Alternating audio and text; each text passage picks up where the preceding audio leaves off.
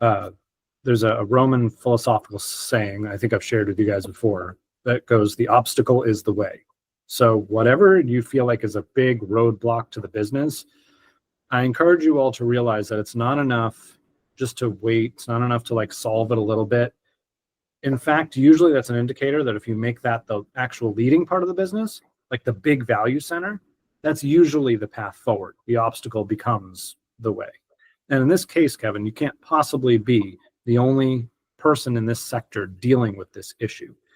And so when I hear you saying that, and I hear you saying it's tough to find the right talent and it takes too long to train them, and I know in my mind that an education multiple on an education company is one of the highest multiples you can get in any sector.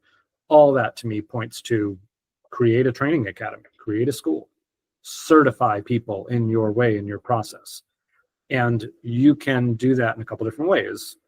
One is you can just recruit and hire people and pay them basically minimum wage to attend your school. And with the promise that if they graduate the school, then they can move on to a higher paying position, create that hierarchical structure and move them through it. The other way more clever way, but it takes a little longer, is to set up a separate, again, LLC, a separate company, which is your new, whatever, cabinet refinishing training academy, or whatever you want to call it, cabinet refinishing university, and actually run that separate business. That means advertising.